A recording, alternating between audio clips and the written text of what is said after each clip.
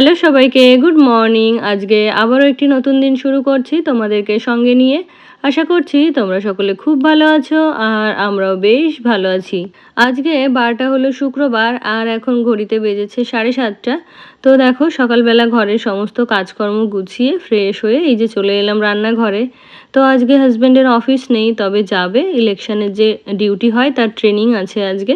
তো ওই ট্রেনিংয়েই যাবে, তো বললো একটু দেরি করে যাবে। তো এদিকে তো আবার ছেলের স্কুল রয়েছে, তো সেই জন্য রান্নাটা কিন্তু আমাকে ওই আগেই বসাতে হবে, মানে যে টাইমে রোজ বসাই সেই টাইমেই বসাতে হবে। তো সেই জন্য সমস্ত কাজ গুছিয়ে এই যে রান্নাঘরে চলে এলাম। তো ওদিকে ফার্স্টেই চালটা ধুয়ে দিয়েছি আর আজকে ভাবছি করব একটু ভেজ ডাল। তো ওই যে মুসুর ডালটা শেষ হয়ে গেছে, তাই দেখলাম বেশ অনেক দিন থেকে কতগুলো মুগের ডাল রয়েছে, তো সেটা দিয়েই আর কি ভেজ ডাল করে নিই। যদিও ভেজ ডালের জন্য সব রকম সবজি আমার কাছে নেই, ওই একটু ফ্রাইড রাইসের জন্য গাজর বিনস আনা হয়েছিল, তো ওগুলোই বেঁচে গেছে, তো ওগুলো দিয়েই আজকে ভেজ ডালটা করে নেব।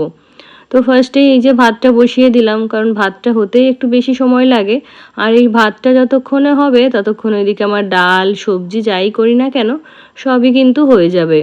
তো আজকে তো এই যে ভেজ ডাল করব, আর তার সঙ্গে ফ্রিজে দেখলাম বেশ কিছু বেগুন রয়েছে। অনেক দিন হলো বেগুন খাওয়া হচ্ছে না, তাই ভাবলাম যে আজকে ডালের সাথে শর্টকাটে বেগুন ভাজাই করে দিই। আর আজকে জানো তো রান্নাবান্না করতে আমার একদমই ভালো লাগছিল না। তো ওই যে মাঝে মধ্যে হয় না যে রান্না করতে ভালো লাগে না বা ঘরের কাজকর্ম করতে ভালো লাগে না, তো আজকেও আমার সেই একই রকম লাগছিল। তো প্রথমে ভেবেছিলাম আজকে ভিডিও শ্যুট করবই না, তারপরে গিয়ে মনে হলো যে না, ক্যামেরাটা অন করেই ফেলি। তো সেই মতো করে আর কি এই দেখো রান্নাবান্নাও শুরু করলাম, আর সেটাও তোমাদের সাথে শেয়ার করব বলে শ্যুটও করছি। তো আজকে ভাবলাম যে সকালের কাজকর্ম তো তোমাদের সাথে শেয়ার করি, তাছাড়া তোমরা অনেকেই বলেছো আমার নাইট রুটিন শেয়ার করতে। তো আজকে ভাবলাম যে এই ভিডিওতেই আমার নাইট রুটিন তোমাদের সাথে শেয়ার করব। তো চলো আগে তো সকালে রান্নাবান্না করি, খাওয়া দাওয়া করি, তারপরে গিয়ে রাতের বেলা দেখা যাবে যে দেখি কী দিয়ে কি তোমাদের সাথে শেয়ার করতে পারি। তো এদিকে ওই যে বললাম যে ভেজ ডালের জন্য বেশি কিছু সবজি নেই, আর এখন যেহেতু এই যে গরম পড়ে গেছে, তো সেই জন্য ফুলকপি বাঁধাকপি এগুলো আনতে একেবারে বারণই করে দিয়েছি। আর ভালো লাগে না খেতে, তো সেই জন্য শুধুমাত্র এই যে গাজর আর বিনস দিয়েই ডালটা করব। আর ওই যে প্রায় সপ্তাহের শেষের দিক, তো সেই জন্য ফ্রিজে যা সবজি ছিল সেগুলোও শেষ হতে চলেছে। তো আবার শনিবারেও ছুটি আছে, তো ওই যে আগের দিন বলছিলাম না যে এই যে বৃহস্পতিবার থেকে পুরো রবিবার পর্যন্ত হাজব্যান্ডের ছুটি রয়েছে। তো এই যে ওরা বাড়িতে থাকলে ভালো লাগে ঠিকই, যেহেতু একসাথে অনেকটা সময় কাটানো যায়, তবে এই যে কাজের প্রেশার বেশি হয় বা নিজের মতো করে একটু সময় কাটাতে পারি না।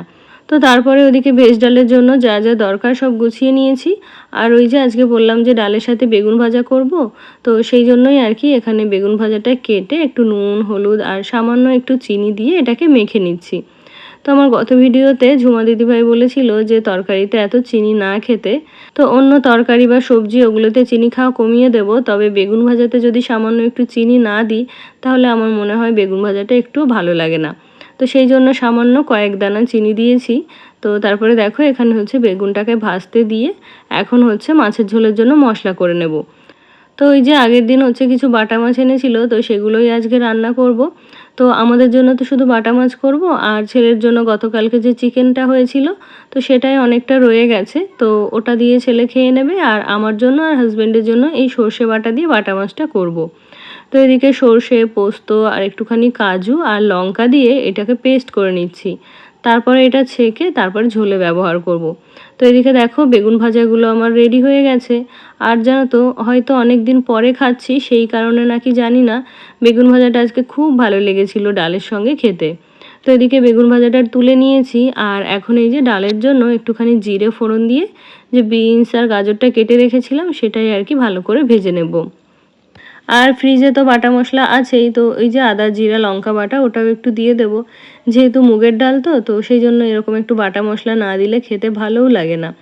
আর জানো তো এই যে এই সবজিগুলো ভাজছি, তো এর মধ্যে যে একটু কাজু আর কিশমিশ দেবো সেটা একেবারেই ভুলে গেছিলাম, তবে পরে মানে ডালের মধ্যে ওটাকে অ্যাড করে দিয়েছিলাম। তো এই যে একটু জিরে গুঁড়ো হলুদ গুঁড়ো দিয়ে এগুলোকে ভালো করে ভেজে নিলাম। আর এখন ওই যে সেদ্ধ করে রেখেছি প্রেশার কুকারে ডালটা, তো ওটাকে এই যে এর মধ্যে দিয়ে দেবো।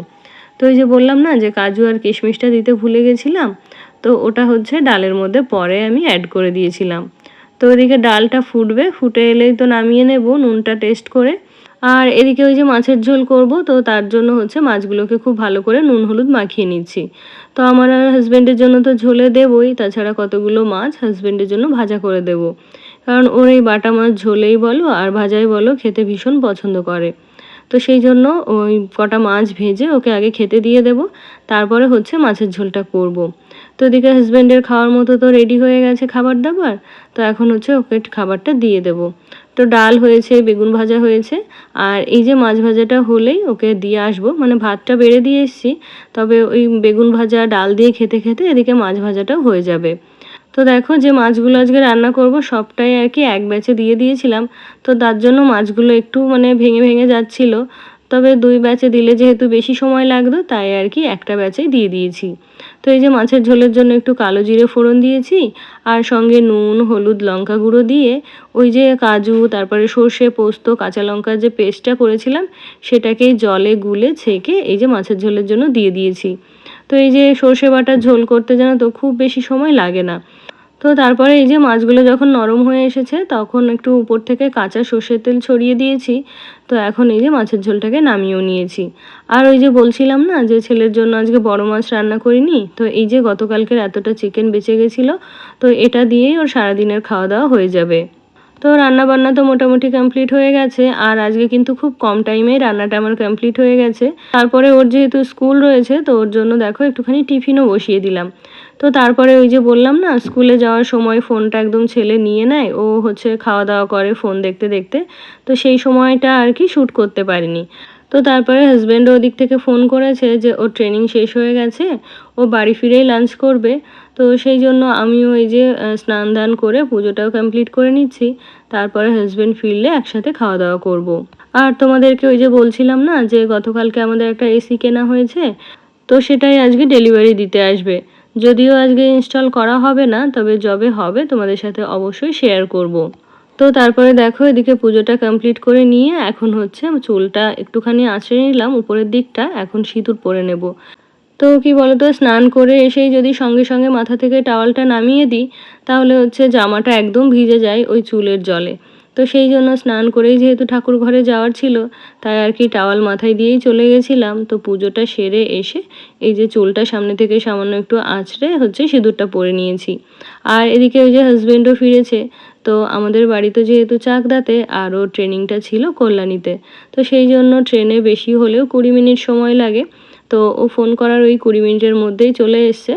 আর এখন দেখো আমরা দুপুরের খাওয়া দাওয়াটা করে নিচ্ছি। আর ওই যে বললাম ছেলে গেছে স্কুলে, তো ওর তো ফিরতে ফিরতে 4টে বেজে যাবে, তো তারপরে এসে ও দুপুরের খাওয়াটা খাবে। তো তারপরে দেখো আমাদের ওই এসিটা ডেলিভারি দিয়ে গেছে, আর এখন আবার ছেলের স্কুল থেকে আসার সময়ও হয়ে গেছে। তো ওই যে গাড়ি থেকে ওকে পিক আপ করতে যেতে হবে, তো তারপরে আমি চলে এসেছিলাম ওকে নিতে। তো এখন ওকে নিয়ে গিয়ে ফ্রেশ করাবো, খাইয়ে দাইয়ে তারপরে ও আবার কিছুক্ষণ খেলতে বেরোয়। তো এই দেখো আমাদের এই ঘরটাতে এসিটাকে শিফট করা হয়েছে, মানে উপরের এই ঘরটাই হলো স্টাডি রুম। তো অনেক দিন বাদে তোমাদের সাথে আমাদের বাড়ির বাইরের ভিউটা শেয়ার করলাম। তো আজকের ভিডিওটাও কিছুটা বড় হতে চলেছে, যেহেতু আজকে আমার নাইট রুটিন তোমাদের সাথে শেয়ার করব। তো মাঝে মধ্যে যেরকম যা পারবো সেটাই তোমাদের সাথে শেয়ার করব। তো কখনো ওই যে 10 থেকে 15 মিনিট বা কখনো 15 থেকে 20 মিনিটও হতে পারে। তো তারপরে দেখো বিকালবেলা ঘরের জানলাগুলো বন্ধ করে দিলাম, নাহলে এক্ষুনি বাইরে থেকে মশা এসে একদম ঘর ভর্তি হয়ে যাবে। যদিও ঘরের মধ্যে মশা আছে, তবে জানলাটা দিয়ে দিলে একটু কম আসে। তো তারপরে দেখো এখন চুলটাকেও বেঁধে নিলাম, আর ওই যে বিছানায় যেহেতু শুয়েছিলাম তো বিছানাটা ঝাড় দিয়ে ভাবছি এখন ঘরটাকেও একটু ঝাড় দিয়ে নেব। ঘরটা বলতে শুধু আমার রুমটাই ঝাড় দেব, না হলে এই এত বড় বাড়ি এখন ঝাড় দিতে গেলে অনেকটা সময় লেগে যাবে। আর এই ঘরটা ঝাড় দিয়ে যাব ছাদে, সঙ্গে করে তোমাদেরকেও নিয়ে যাব। তো মাঝে মধ্যে বিকালবেলা ছাদে গেলে ভীষণ ভালো লাগে, ওই খোলা আকাশ দেখতে কিন্তু ভীষণ ভালো লাগে। আর জানো তো আমাদের যে শেডটা দেওয়া হয়েছে ওটা যদি আরও একটু কম করে দেওয়া হতো তাহলে কিন্তু খুবই ভালো হতো। তো ওই যে অনেকটা কাভার করে আর কি শেড দেওয়া হয়ে গেছে, তবে যেটুকু খোলা জায়গা আছে ওইটুকু জায়গাতেই বসে থাকতে ভীষণ ভালো লাগে। তো চলো এবারে তোমাদের কিছু কমেন্ট পড়ে ফেলি। তো আমার গত ভিডিওতে কমেন্ট করেছিল ভারতী দিদি ভাই, তো লিখেছে অনেক শুভেচ্ছা ও শুভকামনা রইল, ভীষণ ভালো লাগলো তোমার আজকের ভিডিওটা। আরও ভালো লাগলো যে তুমি কৃষ্ণনগর পড়তে আসতে, তোমার চেনা জায়গায় এরপর আসলে আমার বাড়ি ঘুরতে এসো বোন, রান্নাগুলো খুব ভালো লাগলো, ভালো থেকো সবসময়। তোমার জন্য অনেক ভালোবাসা রইলো। আর কি জানো তো দিদিভাই, আমি যখনই বাপের বাড়ি যাই খুব কম সময়ের জন্য যাই। আর লাস্ট টাইম যখন বাপের বাড়ি গেছিলাম তখন ওই হাতে গোনা পুরো 9 মাস পরে বাপের বাড়ি গেছিলাম। তো এই যে অনেক দিন পর পর যাই, আর ছেলের যেহেতু পড়াশোনা থাকে, হাজব্যান্ডেরও ছুটি ছাটা একটু কম থাকে, তো সেই জন্য অল্প সময়ের জন্যই আমার বাপের বাড়ি যাওয়া হয়। তো যদি কখনো সম্ভব হয় বা উপরওয়ালার ইচ্ছা ছাড়া তো কখনো কিছু হয় না, তো যদি হয় তাহলে অবশ্যই আমি তোমার সাথে একদিন দেখা করব। তো তারপরে এই যে ছাদে এসে গাছগুলোতে আগেই জল দিয়ে দিলাম। আর এখন যেহেতু এই যে গরমের সময়, তাই কিন্তু যদি দিনে 2বার গাছে জল দেওয়া যায় তাহলেও কিন্তু খুব ভালো হয়। তো সেই জন্য এই যে গাছে জল দিয়ে দিলাম, আবারও কালকে এসে জল দিতে হবে। আর এই যে উপরের ছাদে একটা সোফা ছিল, তো ওর কাভারটাও একটু অগোছালো হয়েছিল, তো সেটাকেও গুছিয়ে দিলাম। আর এদিকে এই যে দোলনার উপরও একটা কাভার দিয়ে দিয়েছি, তো এটাকেও একটু ঝেড়ে গুছিয়ে নিলাম। তো এই যে ছাদে বেশিক্ষণ থাকা যাবে না, গিয়ে আবার একটু ওয়াকিং করতে হবে, তারপর আবার সন্ধ্যা দেওয়া আছে, আবার ছেলে গেছে খেলতে, ওকেও ডেকে ঘরে আনতে হবে। তো এই যে ছাদ থেকে ঘুরে নিচে এসে ওই 20 মিনিট মতো একটু হেঁটে নিয়েছিলাম। আর এখন ফ্রেশ হয়ে যাব ঠাকুর ঘরে। তো ওই যে তোমাদেরকে বলি না যে আমাদের এই পড়ার ঘরটা ভীষণ অগোছালো হয়ে থাকে, তো কী কারণে অগোছালো হয়ে থাকে তোমাদেরকে আজকে দেখিয়ে দিই। তো এই দেখো ওরা দরজা বন্ধ করে এই যে সমস্ত জিনিসপত্র আলমারি থেকে টেনে বের করে এখানে ওই যে খেলা করছে। তো খেলে টেলে এগুলো কিন্তু যেরকম জায়গায় আছে সেই রকমই রেখে ওরা চলে যাবে, একটাও কিন্তু গুছিয়ে রেখে যাবে না, তো ওটাকে আবার সময় করে আমাকেই গোছাতে হয়। তো তারপরে এই যে চেঞ্জ করে চলে এলাম ঠাকুর ঘরে। আর এখন এই যে সন্ধ্যাটাও দিয়ে নেব। তো আগে প্রায় মাঝে মধ্যেই সন্ধ্যাবেলার ভিডিও, সন্ধ্যা দেওয়ার ভিডিও তোমাদের সাথে শেয়ার করতাম, তবে আজ অনেক দিন পরে তোমাদের সাথে এই সন্ধ্যাবেলার ভিডিও শেয়ার করছি। তো এই যে প্রত্যেকটা ঘরে একটু প্রদীপ দেখিয়ে নেব। আর আমি জানো তো ধূপ ধুনো জ্বালাই না, কারণ ওই ধূপ ধুনোতে আমার ছেলের অ্যালার্জি হয়। তো সেই কারণে ধূপ ধুনোটা আমার খুব একটা জ্বালানো হয় না। মাঝে মধ্যে ধূপকাঠিটা জ্বালাই, তবে ও স্কুলে চলে যাওয়ার পরেই। তো তারপরে সন্ধ্যা দিয়ে এখন এই যে ঠাকুরের বাসনগুলোও মেজে নেব। আর আমার যেহেতু এই যে ঠাকুরের পিতলের বাসন, তো একটু তেঁতুল বা লেবু বা ওই যে পিতম্বরী দিয়ে মাজলেই ভালো হয়। তবে বেশ অনেক দিনই হলো ওগুলো শেষ হয়ে গেছে, তো আনতে বলবো হাজব্যান্ডকে, সেটা একদিনও মনে থাকে না। তো তাই আর কি শুধুমাত্র সাবান দিয়েই বাসনগুলো মেজে নিলাম। আর জানো তো ওই পিতম্বরী দিয়ে যদি বাসন মাজি তাহলে আমার ডান হাতের আঙুলে একটা হিডেন ইনফেকশন আছে, তো সেটা হচ্ছে মাঝে মধ্যে বেড়ে যায়, আবার কখনো একদম কমে গিয়ে মিলিয়ে যায়। তো ওই পিতম্বরী যেদিনই দিই সেদিনই দেখি ওই জিনিসটা বেশি হয়েছে। তো সেই জন্য আমি পিতম্বরীটা দিতে চাই না, তেঁতুল দিয়েই বেশি মাজার চেষ্টা করি। তবে বললাম না ওই যে ওটা শেষ হয়ে গেছে। তো তারপরে দেখো এই যে সন্ধ্যাবেলা চলে এলাম। ওই কয়েকদিনের একটু বোনলেস চিকেন ফ্রিজে জমিয়ে রেখেছিলাম, কারণ ওটা ওই ঝোলের মধ্যে দিলে না ফেলা যায়, কেউ খেতে চায় না। তো সেই জন্য ওই বোনলেস চিকেনগুলো আলাদা করে রেখে দিই, সময় করে পকোড়া বা চাউমিনের মধ্যে টধ্যে দিয়ে রান্না করে ফেলি। আর জানো তো আগে বাড়িতে সন্ধ্যাবেলা অনেক রকমের খাবার দাবার তৈরি করতাম, ভালো লাগতো সেগুলো করতে। তবে যত দিন যাচ্ছে তত এই সন্ধ্যাবেলার টিফিন করার ইচ্ছেটা আমার একেবারেই চলে যাচ্ছে। তো অনেক দিন পরেই বলতে পারো এই যে চিকেন পকোড়া বানাচ্ছি। তো এই যে 2 ব্যাচ হবে, 1 ব্যাচ তো হয়ে গেল, আরও 1 ব্যাচ আমাকে ভাজতে হবে। তো এই পকোড়াগুলোকে এইভাবেই ছেড়ে দেবো না, লাস্টে একটা সস তৈরি করে হচ্ছে ওগুলোকে ওর মধ্যে মিশিয়ে নেব। তো তারপরে 2 ব্যাচে চিকেন পকোড়াগুলো আমার ভাজা হয়ে গেছে। আর এখন ওই যে লাস্টে একটা সস তৈরি করব। তো এখানে এই যে পেঁয়াজ দিয়েছি, তো এর সঙ্গে ক্যাপসিকামটা দিলে খুব ভালো হতো।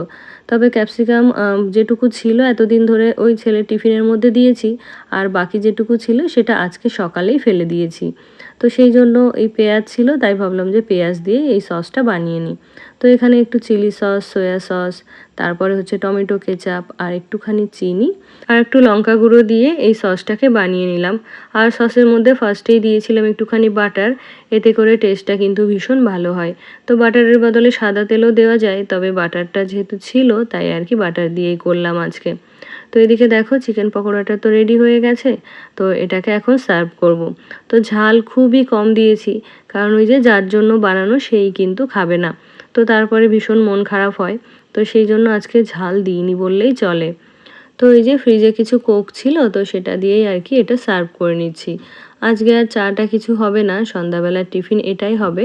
আর এই হেভি টিফিন করার কারণেই হচ্ছে রাতের ভাত টাত যা কিছু রান্নাবান্না হয়েছে সব কিছুই কিন্তু এক্সেস হবে।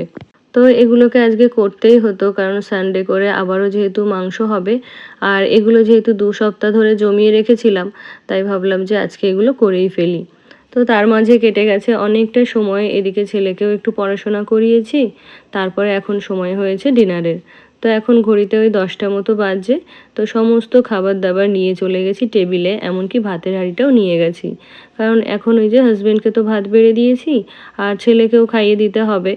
তো ছেলেকে খাইয়ে ওর থালাতেই হচ্ছে আমিও খাবার নিয়ে বসে পড়বো। তো সেই জন্য বারবার যাতে করে উঠতে না হয়, তাই আর কি সব কিছু টেবিলে নিয়েই বসে পড়েছি। আর আমার গত ভিডিওতে আরও কমেন্ট করেছিল বন্দিতা দিদিভাই, তো লিখেছে যে আমার কথা শুনে যে আলুতে নুন মাখিয়ে রেখেছো খুব ভালো লাগলো, অনেক অনেক ভালোবাসা রইলো। থ্যাংক ইউ দিদিভাই। আর কি জানো তো, তোমার কথা শুনে নুন মাখিয়েছি বলেই অত সুন্দর আলু ভাজাটা আমি করতে পারলাম। না হলে ওই যে বললাম হাজব্যান্ড আলু ভাজা খেতে ভীষণ ভালোবাসে, তবে যে একটু বেশি করে করব তারও উপায় নেই, কারণ যেদিনই বেশি করে আলু ভাজা করতে যাই সেদিনই আলুটা একদম ঘেটে যায়। তো তারপরে তো ওইদিকে খাওয়া দাওয়া কমপ্লিট করে নিয়েছি, আর এখন এই যে সকালের জন্য রান্নাঘরটাকে একটু গুছিয়ে রেখে যাচ্ছি। তো এই যে এই সমস্ত বাসনগুলোতে তো সকালবেলা রান্না বান্না হবে, মানে আগেই এগুলো দরকার হবে, তাই ওগুলোকে এক সাইড করে রাখলাম। আর ওই যে সন্ধ্যাবেলা যে টিফিনের বাসনগুলো ছিল সেগুলোকে এখন একে একে ধুয়ে নেব। আমার গত ভিডিওতে আরও কমেন্ট করেছিল পৌলমী দাম দিদিভাই, তো লিখেছে খুব সুন্দর। থ্যাংক ইউ দিদিভাই। আরও কমেন্ট করেছিল নিশা কিচেন থেকে, তো লিখেছে অসাধারণ ভিডিও দিদিভাই, খুব ভালো লাগলো। থ্যাংক ইউ নিশা। আরও কমেন্ট করেছিল বেঙ্গলি ব্লগার অনু, তো লিখেছে খুব সুন্দর লাগে তোমার ভিডিও দেখতে। থ্যাংক ইউ অনু। তো এই যে যে বাসনগুলো মেজে রেখেছিলাম সেগুলোকে এখন এখানে জল ঝরাতে দিয়ে দেব। তো সকালবেলা এগুলো খুব ভালোভাবে শুকিয়ে যাবে, তো তখন এগুলোকে আবার জায়গা মতো তুলে রাখবো। আর এখন হচ্ছে টেবিলটাকেও পরিষ্কার করে নেব। তো ওই যে বলি না, দিনের বেলা যদিও ফাঁকিবাজি করি, রাতের বেলা কিন্তু কোনো ফাঁকিবাজিই চলে না। তো সমস্তটা একদম প্রপারলি গুছিয়ে রেখে তারপরে আমাকে ঘুমোতে যেতে হয়। তারপরে আমার গত ভিডিওতে আরও কমেন্ট করেছিল ভোলা পাত্র আইডি থেকে দিদিভাই, তো লিখেছে যে দিদি আপনার ভ্যাকিউম ক্লিনারের বিষয়ে একটু ডিটেলসে দেখালে ভালো হয়। আচ্ছা দিদিভাই, নেক্সট ভিডিওতে অবশ্যই দেখিয়ে দেব। তারপরে আমার গত ভিডিওতে আরও কমেন্ট করেছিল রিয়া। রিয়া লিখেছে খুব সুন্দর দিদি, তোমার ভিডিও খুব ভালো লাগে, আমার মেয়েও তোমার ভিডিও দেখতে খুব ভালোবাসে। আমি এখন কলকাতাতে, আর আমার মেয়ের বয়স 3। ও আচ্ছা, আর তোমার মেয়ের জন্য অনেক ভালোবাসা, অনেক আদর আর শুভকামনা রইল। তারপরে আমার গত ভিডিওতে আরও কমেন্ট করেছিল ঝর্ণা এজেন্সি থেকে দিদিভাই, তো দিদিভাই লিখেছে কেমন আছো বোন, মাঝে মাঝেই দেখি কিন্তু কমেন্ট করা হয় না, একটা লাইক দিয়েই দেখে নিই। আমি তো ভালো আছি দিদিভাই, তুমি কেমন আছো আমাকে অবশ্যই জানিও। আর জানো তো দিদিভাই, ভীষণ ভীষণ মিস করেছি এতগুলো মাস তোমাকে। আমি জানি না তুমি কোথায় চলে গেছিলে, আমি ভাবতাম হয়তো তুমি আর ইউটিউবে থাকো না বা ভিডিও দেখো না। তো ভীষণ মনে পড়তো, এমন কোনো দিন নেই যে তোমার কথা মনে পড়েনি, এটা আমি একদম অনেস্টলি বলছি। তো আমি তো ভালো আছি, তুমি তো এই যে বললে আমাকে মাঝে মধ্যেই দেখে নাও, তবে তুমি কেমন আছো অবশ্যই আমাকে জানিও। আর জানো তো, যেহেতু তোমার কোনো কমেন্ট পেতাম না, তাই ভাবতাম যে আমি কি কোনো ভুল কিছু বলেছি বা ভুল কোনো কাজ করেছি যাতে করে দিদিভাই আমাকে আর পছন্দ করে না। তো খুব ভালো লাগলো দিদিভাই তোমার কমেন্টটা পেয়ে। তারপরে দেখো রান্নাঘরটাকে সুন্দরভাবে ক্লিন করেছি, এদিকে ডাইনিং টেবিলটাও গুছিয়েছি, আর ওই যে খাওয়ার আগে জলের বোতলগুলো ভরা হয়েছিল। তো সকালে তো আর জল না ভরলেও চলবে, তবে সকালের জন্য রান্নাঘরটাকে দেখো খুব সুন্দরভাবে গুছিয়ে নিলাম। এঁটোকাটা ওই যে ডাস্টবিনে রাখি, আর ডাস্টবিনটাও কিন্তু রাতের বেলা ঢাকা দিয়ে রাখি, নাহলে অনেক সময় ইঁদুর এসে এঁটোগুলোকে সারা ঘর ছড়িয়ে রাখে। তো সেই জন্য একটা ভারী কিছু দিয়ে ওই ডাস্টবিনের বালতিটাকে আমি ঢেকে রাখি। তো তারপরে এখন ওই যে ঘুমোতে যাব, তো ওই যে হাত মুখ ধুয়ে নিলাম আর একটু দাঁত ব্রাশও করে নিলাম। আর জানো তো, এই কাজটা যদি একদিন না করি এত অস্বস্তি হয় সেটা বলার না। তো সেই জন্য প্রত্যেক দিন রাতে আমাকে দাঁত ব্রাশ করতেই হয়। তো ওই যে এখনও কিন্তু দুধটা খাওয়া হয়নি, তবে দাঁতটা ব্রাশ করে তারপরে গিয়ে হচ্ছে দুধটা খাবো। তখন আর কি একটু জল কুলিকুচি করে নিলেই হয়ে যাবে। তো ছেলের দুধটা তো ওকে সন্ধ্যাবেলাতেই দিয়ে দিই, আর এখানে আমার জন্য আর হাজবেন্ডের জন্য নিয়ে নিলাম। তো এই যে সকাল থেকে রাত পর্যন্ত সংসারে কিন্তু এই সমস্ত কাজগুলোই আমার থাকে, তো সেটাও আজকে তোমাদের সাথে শেয়ার করলাম। আজকে তবে এখানেই শেষ করছি, দেখা হচ্ছে নেক্সট ব্লগে। টাটা।